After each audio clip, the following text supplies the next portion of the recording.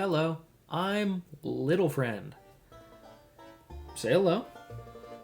Everyone has their favorite stand-up comedy special, but how can we compare stand-up comedy specials without the favoritism getting in the way? Hopefully like this. Welcome to the Laugh Track, where we track stats and chat facts. This week I'll be watching Like and Subscribe, Adam Ray's second of 3 stand-up comedy specials. Came out in 2023 on YouTube. That's appropriate for the title. One thing that's interesting about this is that it was filmed at Comedy on State in Madison, Wisconsin. Preposterous prepositions there, Batman. Anyway, this year in comedy, 2023, pretty good movies. Old Dads, Bottoms, Please Don't Destroy the Treasure of Foggy Mountain, all very solid cult classics.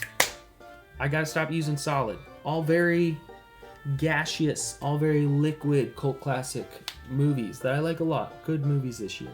TV shows, I didn't really see any of them. Jury Duty, I know that was pretty good. Shrinking, maybe it's artsy or something. I don't know. I like Harrison Ford's in that. Cool.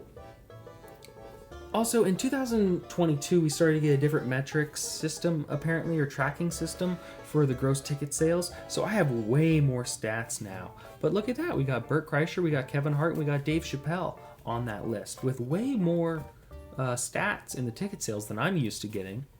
Comedic Controversy of the Year. This was the year that Matt Rife released his first ever Netflix special. In that special, pretty early on, there were domestic violence jokes.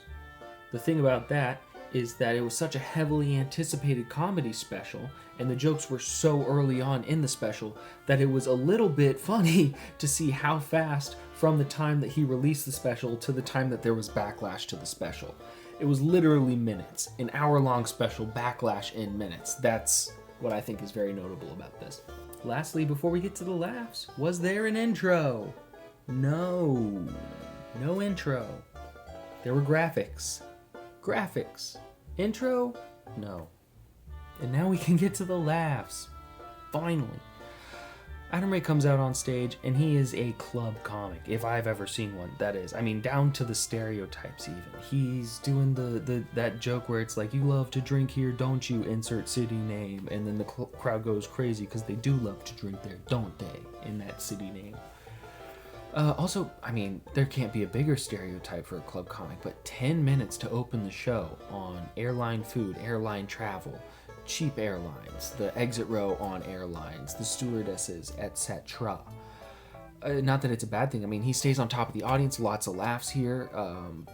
All the tropes of a club comic, 75 laughs.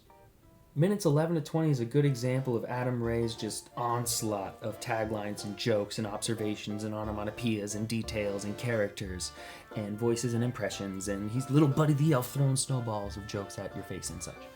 One thing that I don't like about this section is that he does a couple times in here and then throughout the whole show, he does that joke that's like the ancestor to the Karen joke. I brought this up in the Taylor Tomlinson video. She did it too. Multiple times, low-hanging fruit joke repeated throughout the special where it's just like, okay, Pam, all right, Charlie, okie dokie, Tom. You know, it's just like you give a character a name at the end, and that's supposed to be like the biggest punchline. I don't know. It's just weird to see that a lot of professional comedians do it. 63 laughs here. He kind of settles down into 63, and let's see where he goes from there, right? Come on, let's go. 21 to 30 is very full of details to talk about. One thing that I like is, I've seen this special a couple of times, and one of the jokes that I remembered fondly going into it is the Dirtay joke. I believe it's Adam Ray's like brother-in-law or something like that. It's very similar in essence and feeling to the Gabriel Iglesias Martin joke or the Aziz Ansari Harris joke. Just that there's like a recurring character, like a crazy wacky family member. Look at this like true story of this person that's in my life. I haven't seen all of Adam Ray's stuff, but I would assume, like I would be willing to put money on that maybe Dirtay is a recurring character. 50 laughs in this section of the show. I have mixed feelings about this section.